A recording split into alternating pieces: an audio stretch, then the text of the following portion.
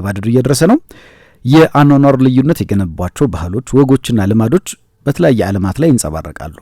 ለአንዳንዶቹ እንደ ባህል የሚወሰዱ ሲሆን በማህበረሰብ ውስጥ ተቀባይነት ያላቸው ድርጊቶችና አሳቢዎች ሊሆኑ ይችላሉ። ሌሎች ደግሞ ተቀባይነት የሌላቸው ሊሆኑ ይችላሉ።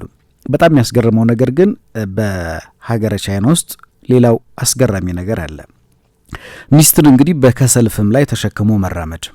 ይህ ድርጊት በቻይና የሚኖሩ አንዳንድ ጎሳዎች ዘንድ የተለመደ ሲሆን ባሎች ጋብቻ ሲመሰርቱ እንዲሁም ሚስቶቻቸው ማርገዛቸውን ሲያውቁ የሚያደርጉት ነው። እንግዲህ ያው የደስታ የፈንጠዝያ መሆን አለበት። ባል ሚስቱን ተሸክሞ ከሰል ላይ መራመዱን ሚስቱ በወሊድ ጊዜ ምጥ እንዳይበዛባት ወይም እንዳይጠነክርባት ያደርጋል ተብሎ ይታመናል። ሌላኛው በከሰል ላይ መራመድ ነው። የተፈጥሮ አደጋዎች ይከላከላል ተብሎ ይታመናል። ትርኢቱን በርካቶች በአደባባይ ተሰብስበው የሚመለከቱት ነው። እንግዲህ አጀብ ነው የቻይና ነገር ከቴክኖሎጂ ውስጥ ከባህላዊ ነገሩ። ሁለተኛው ህፃናትን የመዝለል በዓል ነው። ይህ በ1600ዎቹ መጀመሪያ ጅማሮ ላይ እንደተደረገ የሚነገር ነው። በተለይ የስፔን ባህላዊ ፌስቲቫል በስፔን ካስትሪሎ የሚደረግ ነው። በዚያ መንደር ውስጥ በወርሃ ሰኔ የሚደረግ ነው። ዓመታዊ ፌስቲቫል ነው። በፌስቲቫሉ ህጻናት በጎዳና ላይ በተነጠፈ ጨርቅ ላይ ከተደረደሩ በኋላ ቢጫ ልብስ የለበሱ እንግዳ ጭንብሎች ያደረጉ ወንዶች ዘለው ይሻገሯቸዋል ወይም ይሮጣሉ። ከዚያ በኋላ ህጻናቱ ላይ ሮዝ አበባ ይነሰንሳሉ። የመንደሩ ነዋሪዎች ደግሞ ህጻናቱን ከክፉ መንፈስ እንዲጠብቃቸው ያደርጋቸዋል የሚል እምነት አላቸው። እንግዲህ በስፔኖች ባህል ሌላኛው ደግሞ ለመልካም እድል እቃዎችን መሰባበር። ይህ ደግሞ በጀርመኖች ባህል በሰርግ ዕለት የሚደረግ መደበኛ ያልሆነ ሰርግ ነው። እንግዲህ ፖልቴራባንድ ይባላል። በቅርቡ የሚጋቡ ጥንዶችና ጓደኛሞች እንደ እንግዲህ እራት እቃዎችን የመሳሰሉ የአበባ ማስቀመጫዎችን፣ የሸክላ እቃዎችን ለመስበር የሚሰበሰቡበት መደበኛ ያልሆነ ድግስ ነው። ይህ ባህል ደግሞ ምንድነው ፍላጎታቸው? ምንድነው ትርጓሜው ከተባለ ተጋቢዎች መልካም እድል እንዲያመጣላቸው ተብሎ ይታመናል።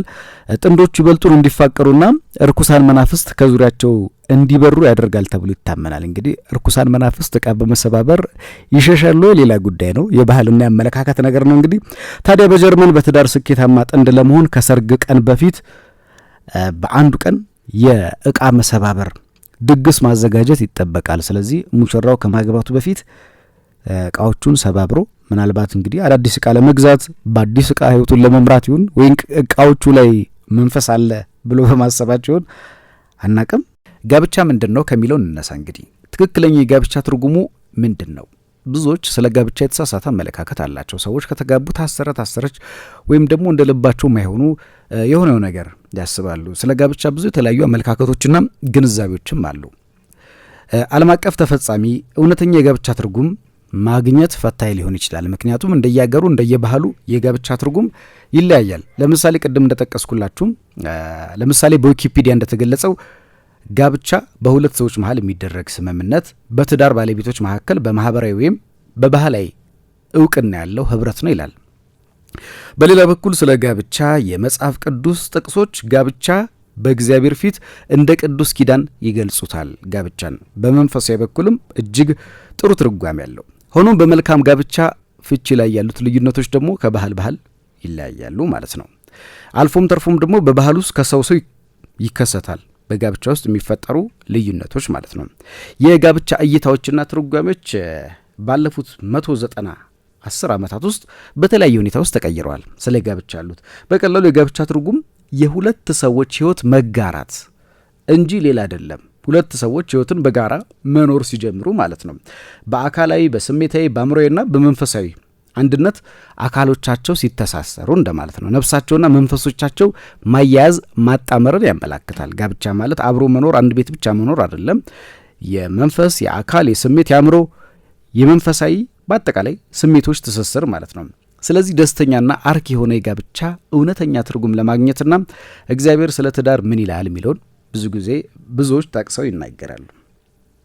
ለምሳሌ ከዚህ በታች የተዘረዘሩት ጋብቻ ምን እንደሆነ በግልጽ የሚገልጹ ናቸው። ከዚህ በኋላ የምነግራችሁ አንደኛው ጋብቻ ማለት መስማማት ማለት ነው። አንድ አባባል አለ፣ ሁለት ሰዎች አብረው ለመጓዝ ካልተስማሙ እንዴት አብረው ይሄዳሉ? እናም ጋብቻም ተመሳሳይ ነው። ሁለት ግለሰቦች አብረው ረጅም ጉዞ የሚጓዙበት ማለት ነው። ስለዚህ ለመግባባት ሲወስኑ በመካከላቸው የተወሰነ ስምምነት መኖር አለበት፣ ወይም ደግሞ የስምምነት ደረጃ መኖር አለበት። ቀደም ሲል ይህ ስምምነት በቤተሰብ አባላት የሚከናወን ሊሆን ይችላል። ለምሳሌ ልጅህን ለልጄ በመባባል ያው ድሮ ጋብቻ እኛ ሀገር የቆየ ባህል አለ። በአሁን ጊዜ ደግሞ በአጠቃላይ የተጋቢዎች ውሳኔ የሚወስኑበት ሁኔታ አለ። ቀሪ ህይወታቸውን አብረው ለማሳለፍ ጥንዶቹ የሚስማሙበት መንገድ አለ። ሁለተኛው ትዳር ማለት የራስ ወዳድነት ስሜትን መተው ማለት ነው። ሰዎች በትዳሩ ሲኖሩ የሆነ ሰው እነሱ ስለሚያደርጉት ነገር ስለሚያወጡት ወጪ በብዙ ነገር ላይ ሀሳብ ማጋራት አለባቸው፣ ይመለከተዋል። አንዴ ካገቡ በኋላም ሁሉም ነገር የኛ ብቻ መሆኑ ያበቃል። የኛ እንዳልሆነም እንገነዘባለን። ምክንያቱም እኔ ወደኛ ይቀየራል። ያኔ በጋብቻ ውስጥ እኔ የሚለው ስሜት ወደኛ ይቀየራል፣ እኔና እሷ ወደሚለው ይቀየራል። እናም የጋብቻ እውነተኛ ትርጉሙም ይሄ ነው። ብቸኛ በነበሩበት ቀናት ውስጥ የራሱን እቅዶች ማውጣት፣ እንደፈለጉት መውጣትና መግባት፣ መሄድ፣ በተለያየ መንገድ ፍላጎቶቻችንን አብዛኞቹን ስሜቶቻችንን በራሳችን ውሳኔ የምናደርግበት ጊዜ ነበር አይደለ? ጋብቻ ውስጥ ግን በራስ መወሰን እንደፈለጉ መሆን ይቀራል። በተለይ ደግሞ እራት ለመስራት እንኳን ሚስት ከባለው ጋር የምትማከርበት፣ በተለይ ደግሞ ከጓደኞች ጋር ለመገናኘት፣ እቃ ለመግዛት በርካታ የምናከናውናቸውን ነገሮች ከአጋራችን ጋር ከትዳር አጋር ጋር እየተመካከሩ የሚሆንበት የሁለቱም አስተያየት ቦታ የሚኖርበት ጊዜ ነው። ሶስተኛው የትዳር ትርጉሙ አንድ መሆን ነው። ሌላው የጋብቻ እውነተኛ ትርጉም አንድ ሲደመር አንድ መሆኑ ነው ይባላል። እንግዲህ በየደረጃው የሁለት ህይወት ድብልቅ፣ ለምሳሌ በጣም ግልጽ የሆነ አካላዊ ንክኪ ይኖረዋል ትዳር። የትዳር ፍጻሜ እንደመሆኑ መጠን ወሲባዊ ቅርበት ትስስርም ይፈጠራል። ዋናው ደግሞ በጣም አስፈላጊው የጋብቻ ዓላማ ይህ ነው ተብሎ ይታመናል። ስሜታዊ፣ ስነ ልቦናዊና መንፈሳዊ ደረጃዎች እንዲሁም በርካታ ትስስሮች በአካላዊ በንክኪ ከዛም በላይ በሆነ መንገድ ይጎለብታል። በትዳር ውስጥ የሚኖር ግንኙነት አንድ መሆን ማለት የራስን ስሜት ማንነት ማጣት ማለት አይደለም። ግን እርስ በርስ እየተቀራረቡ በተለይ ደግሞ በተቃራኒው የጋብቻ ትርጉሙ እርስ በእርስ አንደኛው በአንደኛው ጉድለት ውስጥ መሞላላት፣ የአንዱን ክፍተት አንዱ ይሞላል። ያው ግራ ጎን ይባል የለ አንዱ ያንዱን ይሞላል። የጋብቻ ትርጉሙ እርስ በርስ መሞላላት ማለት ነው። መደጋገፍንም የሚያመለክት ነው በሀሳብ በብዙ ነገር። እንግዲህ ይሄኛው ቀድሞ ከነበርንበት የተሻለና ውጤታማ ማድረግ የሚችል ነው። ሌላኛው አራተኛው ጋብቻ ማለት አዲስ ትውልድ መቀረጽ ማለት ነው። ለአብዛኞቹ ባለትዳሮች ጋብቻ ምንድን ነው የሚለው መልስ ለተጋቡ ባልና ሚስት ከሚሰጡት በጣም ጥልቅና አስደናቂ መብቶች አሉት። ለምሳሌ በጋብቻ ውስጥ ልጆችን ወደዚህ ዓለም ማምጣት መብት ይሰጣል። ደህንነቱ የተጠበቀ ደስተኛ ቤተሰብ ልጅን ለማሳደግ የተሻለው አውድ ነው ጋብቻ። ልጆችን በመውደድና በማስተማር የተዋሃዱ አንድ ባልና ሚስት ለማህበረሰቡ ጠቃሚ አስተዋጽኦ ማበርከታቸው አይቀርም። ምክንያቱም በትዳር ውስጥ የሚወለዱ ልጆች ከቤተሰቦቻቸው ፍቅር ያገኛሉ፣ ከእናትና አባት ፍቅር ያገኛሉ። ይህ ደግሞ ስኬታማ ትውልድ ለማፍራት የወደፊት ትውልድን ለመቅረጽ ለእውነተኛ ትዳር ትልቅ ገጽታና ትርጉም ይሰጣል ማለት ነው። አምስተኛው ጋብቻ ማለት መለወጥ፣ መማር፣ ማደግ ማለት ነው። ካላገቡ በስተቀር የጋብቻን ትርጉም በዚህ በኩል መረዳት አይቻልም። ምክንያቱም ሰዎች ሲያገቡን ይህንን ስሜት ማደግ፣ መለወጥ፣ መረዳት፣ ኃላፊነት፣ በአጠቃላይ ብዙ ነገሮች ይመጣሉ።